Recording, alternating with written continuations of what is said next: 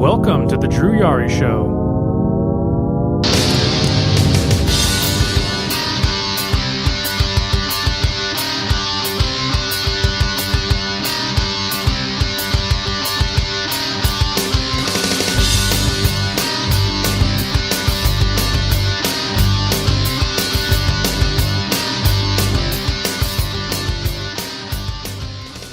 Alright, good morning, guys. It is 10:10 a.m.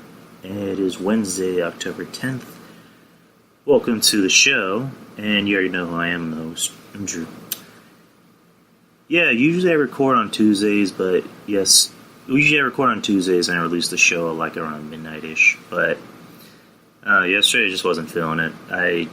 It was one of those, like, it was a headache, but it wasn't really a headache. It was more just like I was just dead tired and just didn't feel like doing shit. So I just decided to wake up early and record this show and release it for you guys today on the scheduled day. So how's everyone's weekend? My weekend, on Saturday I had the day off and I went to go get my oil change, which, wasn't cheap, and went home and decided to watch a little bit of that Super Showdown, that WWE Super Showdown Australia. I was actually planning on waking up early, on staying up until 4 in the morning to watch it. Then I realized, am I really willing to stay up till 4 in the morning so I can see The Undertaker versus Triple H for the 10 millionth time? So I was like, that's a hard pass on me. So after I got my oil change, came home, got something to eat, and then decided to watch this pay-per-view, whatever you want to call it. I'm not really going to do a match-by-match review because, I'll be honest, I tuned out after the AJ and Samoa match. The pay-per-view did nothing for me. I guess highlights and lowlights from when I saw highlights, Buddy Murphy winning the Cruiserweight title in his hometown of Australia. Buddy Murphy, those of you who don't know, was in NXT in a tag team with another guy. I'm forgetting his fucking name. I'm already drawing a blank. I don't know his name, I forgot. And their valet, if you want to call it that, was Alexa Bliss, who is actually his fiancée. So he is, he's now the Cruiserweight champion, and he's dating the hottest girl in the WWE right now. Well, according to what other people may think. I love Alexa Bliss. So, lucky guy, good match overall, and good reaction. He's the hometown boy, got a reaction, and unfortunately, you can't say the same for the Iconics, who were supposed to be from Australia, who are from Australia, but got no reaction. Sorry, it's my cat. Evie, stop it. So, yeah, that match, the Iconics are just not very good. They're okay to look at. A lot of people love Peyton Royce, but she kind of, I think, lost a lot of respect from a lot of people, or got turned off by a lot of people from the whole thing with her and Dave Meltzer, where she assumed Dave Meltzer was fat-shaming her when he was really just talking about her titties. But that's a dead topic. AJ and Samoa match, those two always have good matches, so that wasn't really that shocking. Daniel Bryan beat The Miz in a 5-minute match. So it's going to be Daniel Bryan versus AJ at the Crown Jewel pay-per-view, which is going to be November 2nd. Which just happens to take place a week after the women's pay-per-view. What's next? Actually, as soon as I got to the Shield versus Dogs of War match, that's when I tuned out. So I was like, I have no interest in seeing these 6 guys wrestle again. To me, this seems like the main event every single week on Raw. It's either the Shield versus Braun and Dolph and Drew, or Drew versus Dean, or Dolph versus Dean, or somebody versus Dean. I have no interest in seeing that, and supposedly that's the main event for TLC. I mean, that'll be a fun match when you add that element to it, but I have no interest in. I really have no interest. If this has to end with somebody from the Shield turning heel. You know, it's going to be Dean. They're working to get Dean over as a heel, which it should work. Sorry, that was my alarm. Just trying to wake myself early to do this podcast early enough. But yeah, Raw has just not been very good. I was planning on doing a Raw review, but what exactly is there to review? The only thing I really remember seeing from Raw was Bobby Lashley turning heel, which, I mean, I guess that's good. I mean, he really should have been a heel. He should have had a better manager. But Leo Rush, to me, is like, he looks like a mini Usher. And, I mean, he's very talented, but I don't think he can get Bobby Lashley over.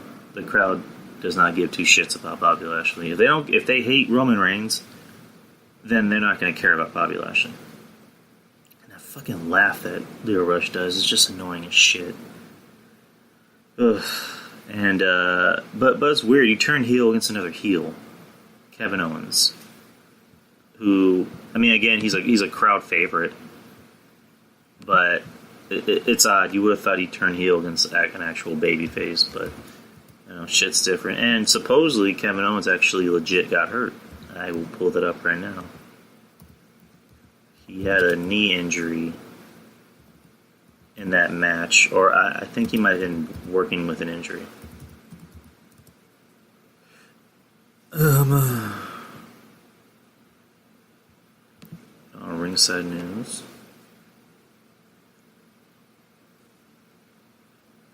Latest news on Kevin Owens' knee injury does not sound good.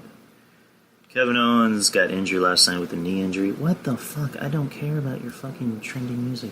Stop.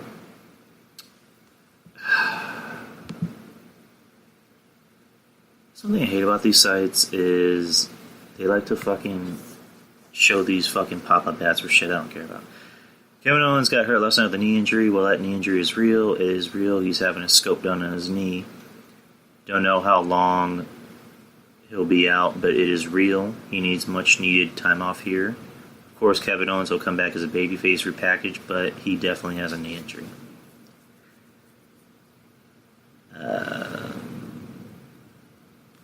From what I heard, I think yesterday or the day before, it was actually yesterday, he's actually going to be out until Mania. I mean, not Mania, Royal Rumble. So he's probably going to come back as like a surprise entrant and have been feud with Lashley. Kevin Owens as a face, I think, works. Because ever since he's come back and ever since he's been in the company, he's been a heel, and he's been a great heel. But have him be a babyface. Why the fuck not? I mean, he needs something new. I mean, you would get it, Kevin Owens. You're from Canada. You think Canada's better. You hate us all. You think we're a piece of shit. You know, that's what The Rock did. Now, again, I'm not comparing him to The Rock, but Kevin Owens, you know, for the longest time, has kind of had that Rock-esque career where he's been a heel, insulting the fans, saying they suck and saying they're stupid, and blah, blah, blah. And the fans love it. So make him a face. Make him that badass baby face. Make him like a little mini, I guess, Steve Austin in a way. Just have him be a guy that goes out there and likes to fight. I mean, that's his gimmick. He's a prize fighter. He likes to fight. You know, fight Owens, fight. As far as anything that happened on SmackDown, I'm not 100% sure. I didn't watch it. Yeah, I can't really say too much about SmackDown. Basically, the way it... Oh, yeah, on Raw, the reformation of DX, Shawn Michaels is stepping out of retirement, surprise, surprise, to wrestle at Crown Jewel with Triple H against the Brothers of Destruction. It's kind of weird because Shawn Michaels had said for years, I'm never coming back, I'm going to stay retired. Instead of coming back to like a SummerSlam or a Royal Rumble or a Mania, he comes back at a pay-per-view that we have to wake up at like 3 in the morning to watch. I mean, you would think he would come back at a bigger pay-per-view, but, you know, that the Saudis are offering WWE like a dick ton of money. And supposedly they want other big stars like The Rock. They want Steve Austin. The Rock can. The Rock has more money to buy the Saudis, so that much money isn't gonna throw The Rock. He's too busy making his other bad movie that is gonna make a shit ton of money.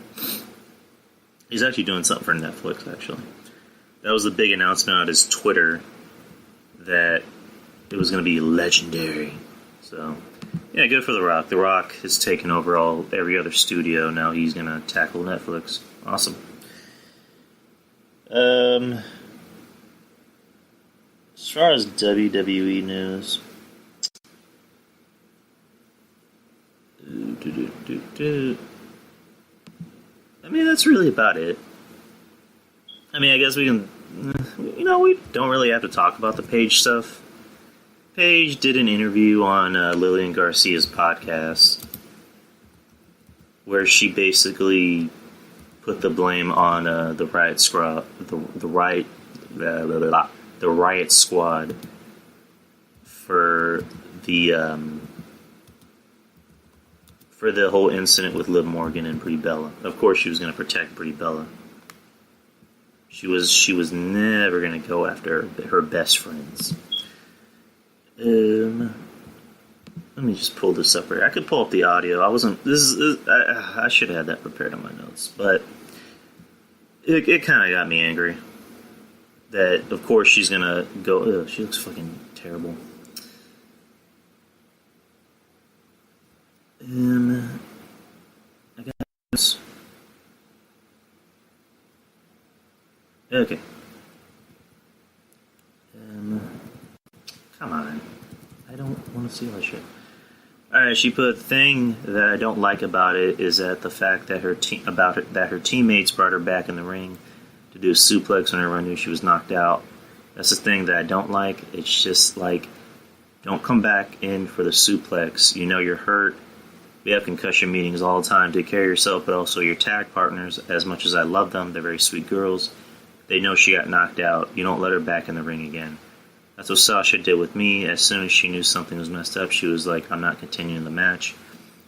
That's a professional. She's like, I can't do this. And I was trying to continue it, and I was trying, and she was like, stop, you're going to hurt yourself even more. And I get where Liv comes from. She wants to continue, but stop. It's not worth it. You end up like me. So with Ruby and Sarah, take care of your teammate. You see that she got hurt. Don't let her get back in the ring again. And referee in there. Don't let her back in the ring again. But apparently the ref didn't know anything. I'm like, come on, how do you not know? But bringing that story, and they were trying to take care of her. I felt so bad for Brie. And then blah, blah, blah, blah, blah, blah, blah, blah, blah, blah, blah, blah. Yeah, naturally, Paige is going to be on the side of everybody else that's defending Brie Bella, even people outside of the wrestling business, or people that aren't even in the WWE, but want that WWE payday or comeback or whatever the fuck you want it to be. They're not going to say anything bad about Brie Bella. Even Jim Cornette is defending Brie Bella, and usually he'd be all over this, but he's defending her. So at this point, it's a dead issue. It's been 2 weeks. But Paige, fuck Paige. I'm done. Paige fucking sucks. At this point, I kind of hope she gets fired. I hope she has another sex tape that comes out, so that gives WWE more incentive to fire her. I mean, let's just be real. The only reason why she hasn't been fired yet because The Rock is in his phase of I'm going to make shit movies because I can.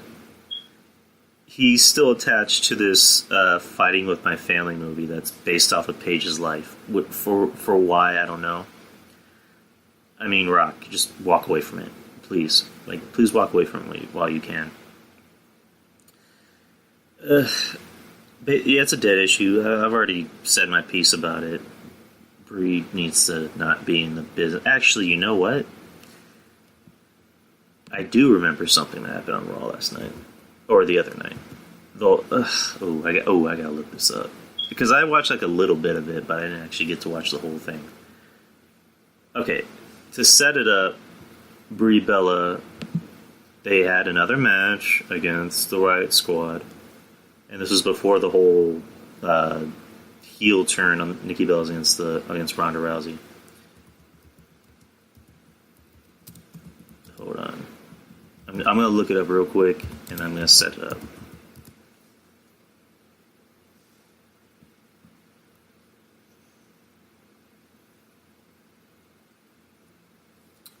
Oh, come on.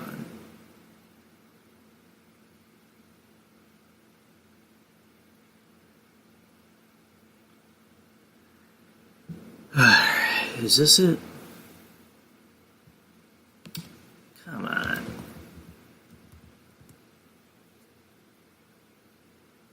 You gotta be kidding me. Come on.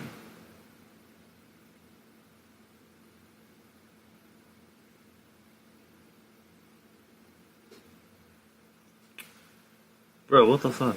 How the fuck am I not finding this?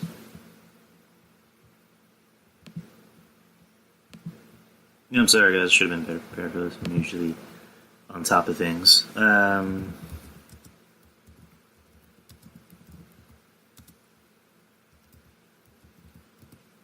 Twitter. Come on, Twitter. Answer my question.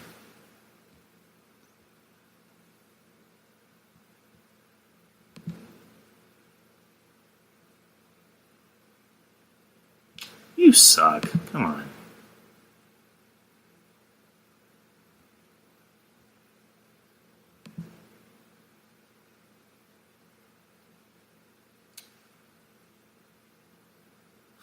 Okay, here it is.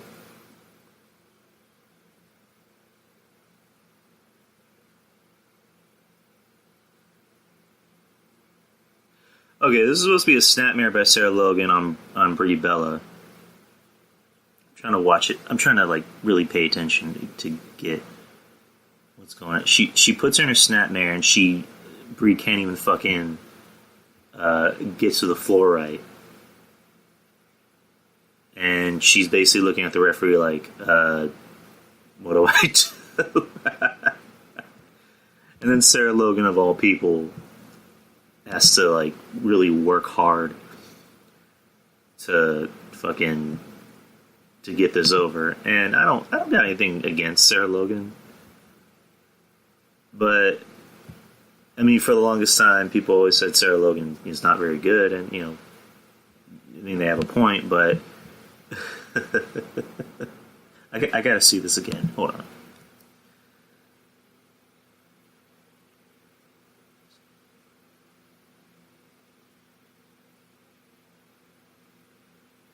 So this match was like riddled with fucking botches. And yet people are defending this fucking garbage. People are defending this fucking broad.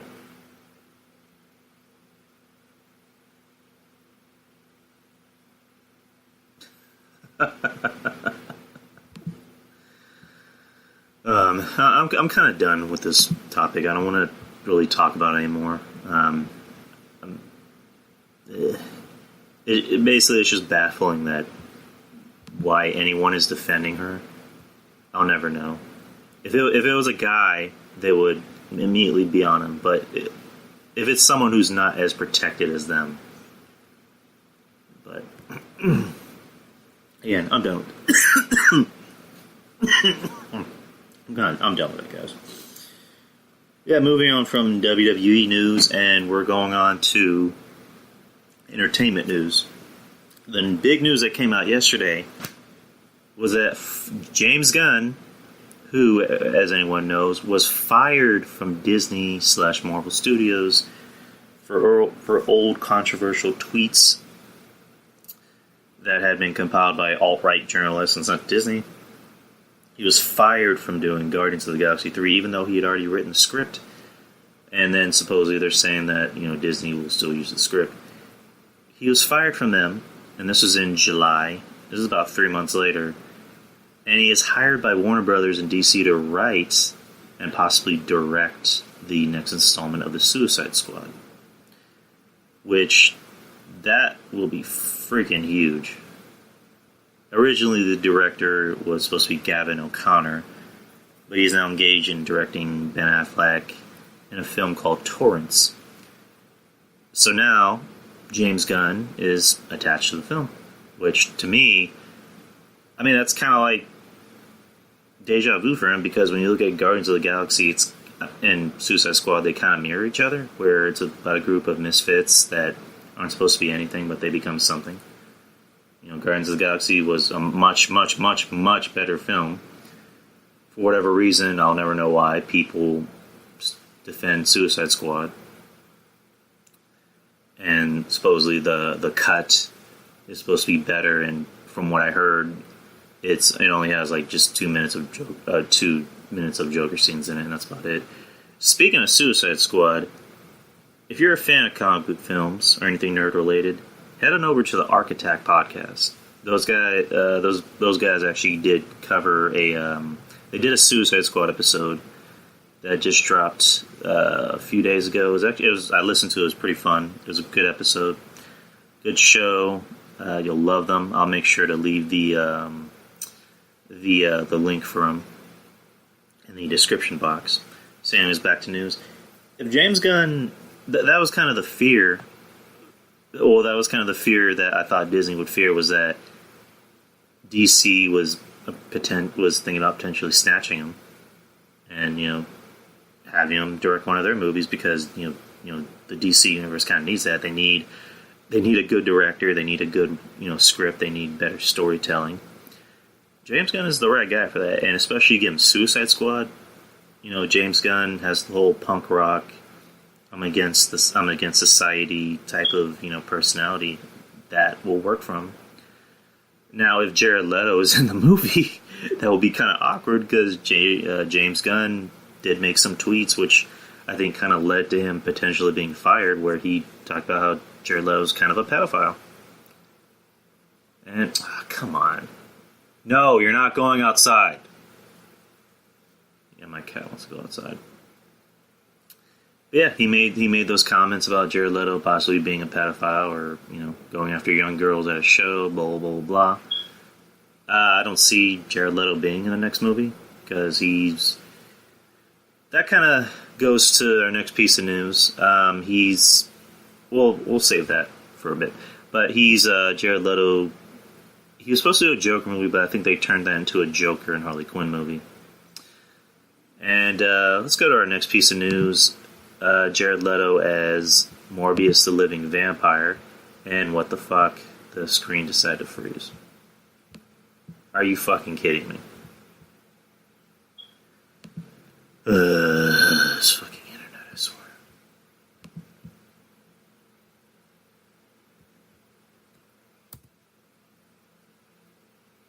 Come on. Come on. You gotta be kidding me. Come on. Really?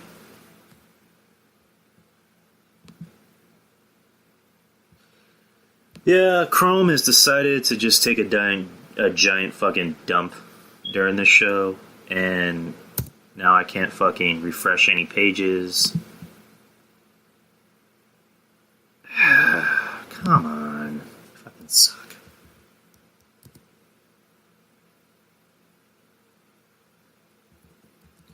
I'm gonna have to do a lot of editing in this show. I can already tell.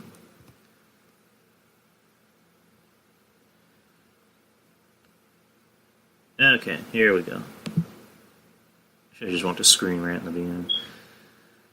Jared Leto's Morbius movie aiming to start filming in February of 2019. Sony plans to start filming Morbius, starring Jared, early next year. Sony has their eyes set on launching a cinematic universe of their own however they can. Spider-Man may be part of the Marvel Cinematic Universe, but Sony's creating a Spider-Verse of their own. They'll be using characters related to Spidey comics, although he's not currently set to appear in any of their in-development movies. Any doubts that universe would actually take shape were largely squashed this weekend thanks to Venom. So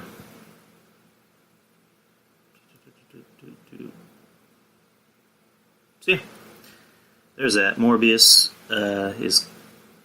is coming.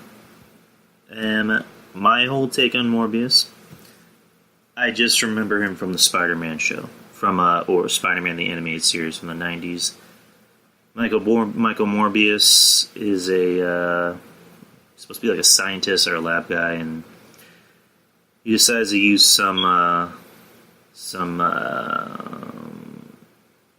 type of formula that's supposed to help people live longer. I need to watch that fucking cartoon again. I just watched it like a month ago. I'm already forgetting like certain details.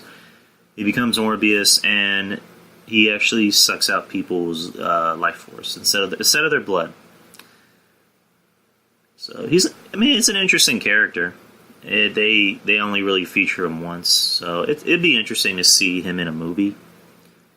I mean, because I think that whole vampire craze has kind of died down. Well, yes and no, because they made vampires look fucking lame in Twilight. So now you have a chance to make vampires look fucking badass. And then you add that Marvel stigma to it, and there you go. You already have everyone's money. As far as Jared Leto as Morbius, we'll see how that goes. I mean, to be fair, his Joker was only in Suicide Squad for like 10 minutes. Because the way they advertised him was that he was going to play a huge role and like maybe be a threat to the Suicide Squad, and maybe have like a fight between him and Deadshot, like in Assault at Arkham, which that's actually a pretty underrated movie. It doesn't really get a lot of praise, or see a lot of people recognize it. That would have been interesting to see, but they decided to just have him in there for like 10 minutes and just look weird and have a damaged tattoo on his fucking forehead. Ugh, I'm not even going to talk about that. But yeah, Morbius is the next big Sony Marvel film. Maybe, I don't know, maybe they're planning on having their own Avengers type thing, or maybe have their own new take on a Sinister Six storyline. I don't know. I just said sticks. Six. Man. Speaking of Venom, another news story about Venom came up. Tom Hardy apparently had a meltdown over the Venom script, storming off the set and refusing to film again until his lines in the Marvel supervillain movie opening day were changed. I am not saying this stuff, according to Tom Hardy. And here are some notes from what supposedly happened. Tom Hardy went on a foul-mouthed rant while filming his latest movie, Venom. A film source told Daily Mail TV the actor walked off set, leaving the movie in temporary disarray last year after claiming his character's lines weren't right. In Venom, a spin-off of the Spider-Man franchise, Hardy plays we already know that. The source said everyone was transfixed as Tom stood there in rage using foul language. He said he was not returning until the script was changed. He was heard shouting, "You guys you've got to sort this stuff out. I'm not saying this stuff, it doesn't make sense." Last week in an interview, Tom revealed he was at odds with what ended up on the screen. He said all his favorite scenes had ended up on the cutting room floor. He was unimpressed with some of his lines during the Marvel comic movie adaptation in Atlanta, Georgia, and launched into a rant at the production team over the script. Director Ruben Fleischer, I'm just going to say Fleischer, then calmed Hardy down before the star returned to work the next day.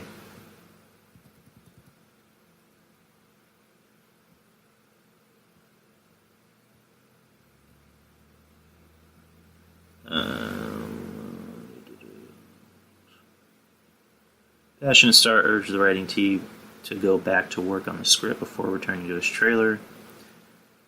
According to a source, who witnessed the outburst, Tom had been on edge for quite a few days during filming. He had been huffing and puffing over a lot of parts of the shoot and some of the scenes with his co-stars, including Michelle Williams. He was on edge about getting the best out of the script and material. But one day exploded with rage about his lines. He shouted about how what he was saying didn't make any sense. He called over some of the team and demanded that they changed the lines. It was a moment which had everyone transfixed as Tom stood there in rage using foul language. Okay. I mean, that makes sense. That makes a lot of sense. Because, I mean, obviously he was passionate about the film. He didn't just go in there for a paycheck. He was actually passionate about the film. I mean, I'm reading more stuff as I talk. He had already injected his own ideas in parts of the movies. He altered one scene where Venom was meant to grab a lobster from a restaurant table for his first meal. He persuaded the team that he needed to jump into the lobster tank and savage lobster in the water. And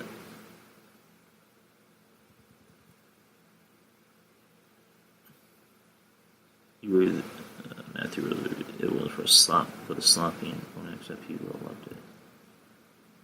But yeah, basically what I'm getting from this is that he was actually passionate about the movie. He didn't just go in there for a paycheck. He actually wanted to do this. He didn't just walk in and say, "Hey, I'm Tom Hardy. I want to make money. I want to do a superhero film. Just give me what you want, and we'll take it from there."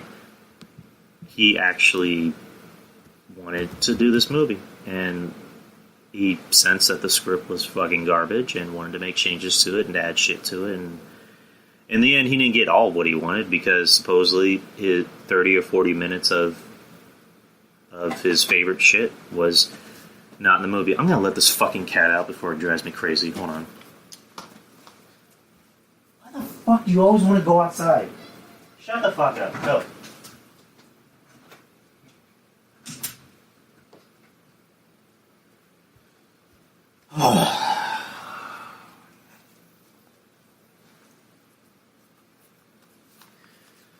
So yeah, basically, going back to what we were saying, Tom Hardy seemed like he was very passionate about the movie. And he saw that there was a shit script and wanted changes to it. And I'm repeating myself. In the end, they ended up cutting out supposedly 30 or 40 minutes of his favorite shit in the movie. So we already did our Venom review. I liked it. I mean, did it have its flaws? Yes, it had a lot of flaws, but I liked it. I enjoyed it, and that's really all I asked for, is that I enjoy it and I'm entertained by it. One last piece of news on Carnage. Carnage. But I was going to say Venom, but Carnage. As for most of you know, in the post-credit scene for Venom, Woody Harrelson showed up, and he didn't come out and say it, but he's Cletus Cassidy, he is Carnage. He even had a line saying, "When I get out, and I will, there will be carnage." And the thought going in is that the sequel to Venom kind of has to be rated R, since you have Carnage in it. Avi Arad, who has he's been a long-time producer for Sony, preferably for the Spider-Man movies, or anything Spider-Man related, has said that is not the case. And to quote him, "When you hear Carnage, the only thing you can think of is rated R, but if you know his story, if you really know the comic, there's no rated R here. He's a tortured soul.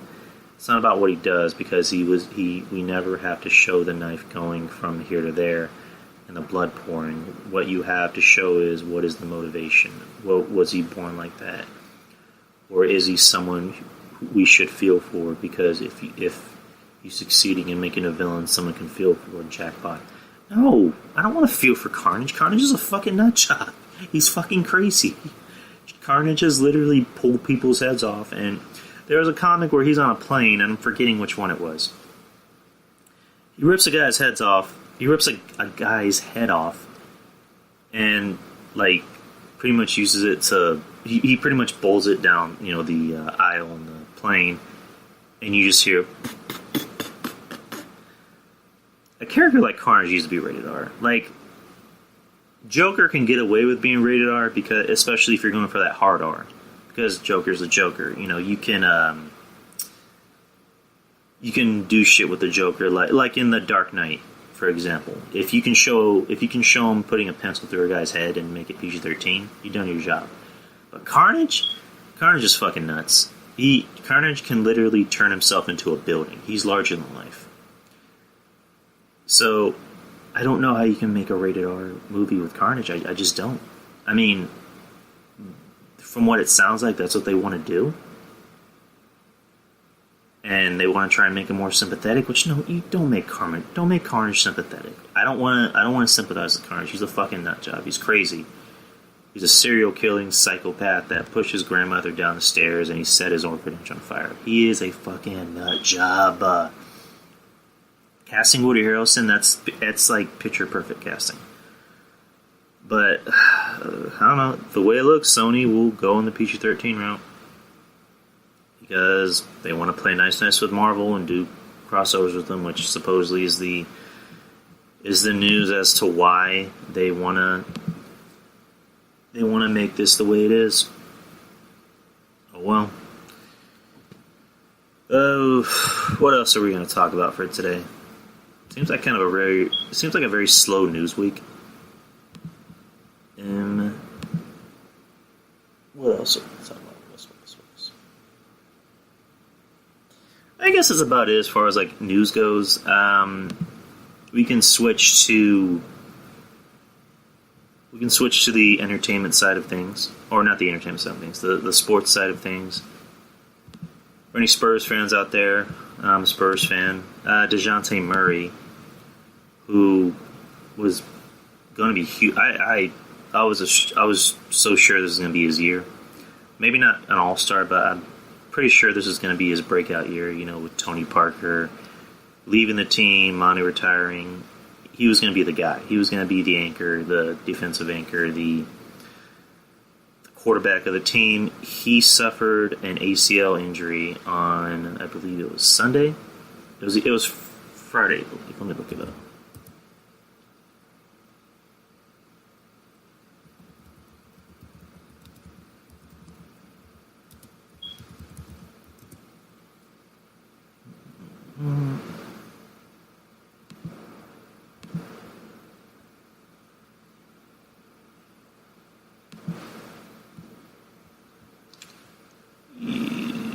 What's today's date? It was in a preseason game against the Rockets, and come on, move faster. Come on. He was trying to drive past James Harden, and I was stop fucking doing that. Show one of the skills, and then Murray's knee gave out.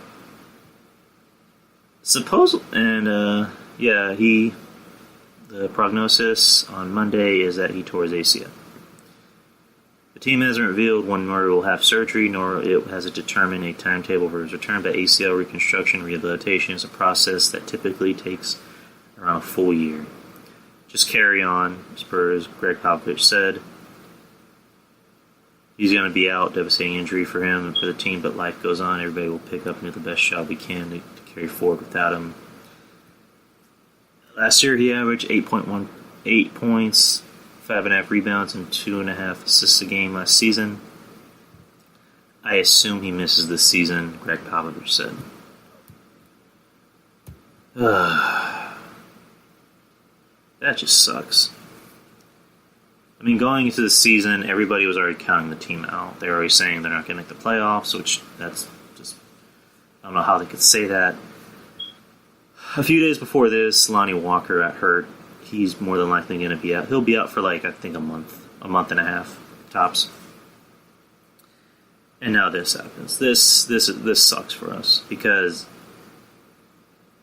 there was already doubt from people saying that they weren't going to make the playoffs, and now this gives more people incentive to say that they'll barely even try and make the playoffs. They were kind of barely a contending team, but without Murray, they're not going to contend. I mean, on the bright side, Derek White, who's been having a great summer league, this gives him a chance to show off and be the guy. But I don't think he's what we're looking for because Murray had been. That's the thing that kind of breaks my heart. That kind of hurts. Just thinking about it, I hurt for him is that he had been working so hard to get better and to be better and to hone his craft. He was even working on a jump shot, which I think that's all he needed. He already had defense locked down. He had the point guard skills. All he needed was a jump shot. If he had that jump shot, he would have been deadly. Now that he's hurt, you'll never know what was going to happen, and it just sucks. When someone works that hard and then they get hurt, it just fucking sucks. I feel for the guy. I mean, we can see what Derek White will do. I don't know if Pop will actually start Derek White. He'll probably start maybe fucking Patty Mills. I mean, the smart thing to do would be to start White because Mills is better off the bench. I feel terrible for him. I mean, you had guys all over the league, wish him well. LeBron James, who is, him and White are actually pretty tight. He wished him well. He said he referred to him as his little bro. He said, "Man, I feel terrible." Pretty much saying, "I feel terrible. I was scared it was going to be a lot worse." Or he was saying, "I was scared, because I didn't want it to be, what I thought it was going to be." And he says, "You'll be back, little brother." Guys like Steph Curry, wished him well. Which, to see stuff like that, to see players all over the world, or players from different teams, look out for their own. It's very refreshing, because you see, at the end of the day, basketball is kind of a work. Those those on-court feuds are kind of a work. At the end of the day, there's respect there. And the fact that DeJounte Murray has the respect from his peers like LeBron James or Steph Curry and Chris Paul, I believe, said something that's very refreshing. That makes me. I already had their respect. I respect them even more that they're willing to go out of their way and look after other players, even if they're not on their team. So DeJounte will be back. I mean, there have been cases about guys coming back at the end of the year. So. But as far as the Spurs team goes, I'm worried. I mean, they're not going to contend. I think at this point they might even barely make the playoffs. And I don't want to say that, but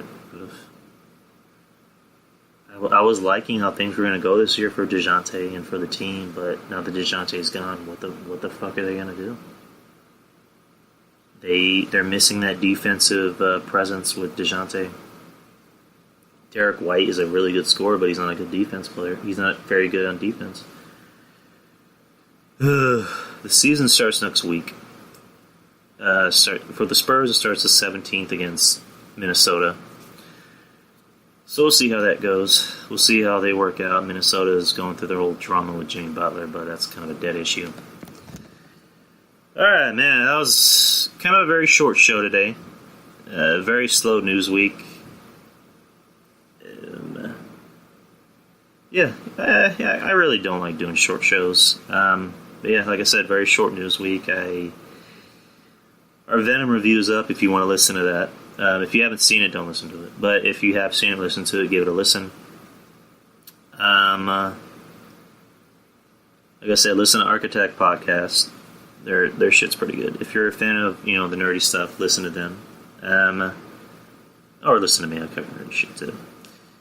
EIS podcast, you already know about that. Devin's podcast is Temple of Helios. Nerdocalypse, which we're doing a super secret meeting tonight. Don't tell anyone. Shh. As far as my next show goes, again, every Wednesday. These shows come out every Wednesday. I sometimes will do something out of the blue. Second show, perhaps. Oh yeah, happy birthday to Trez, by the way. She's a friend of the show. She was on the show. Her birthday was actually yesterday, but happy birthday to Trez. Good friend of the show. Happy 28th birthday. I didn't think it was possible to be 28 10 years in a row. I'm messing around. Please don't beat me up, Trez. Or don't tell Kat beat me up. Yeah, happy birthday to her. Weirdly enough, she shares a birthday with Eddie Guerrero. Eddie Guerrero would have been 51 years old yesterday. And it sucks because, well, not that he's dead.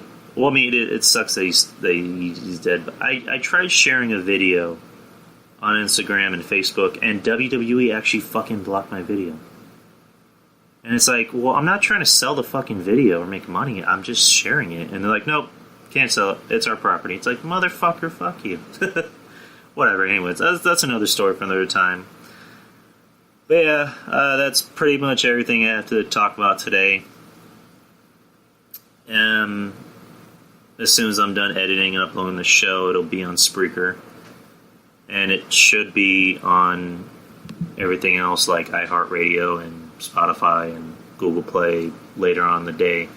Actually, it uploads on iHeartRadio and Spotify, a lot quicker because they're they're a part of Spreaker. Everything else should pretty much be, uploaded at the end of the day.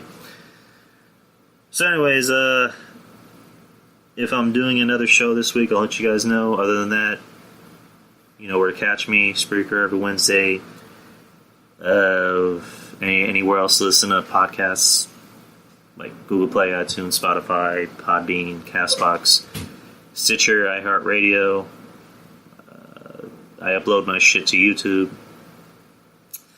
I very seldomly do reaction videos, but it's a very seldom thing. And yeah, take care, guys.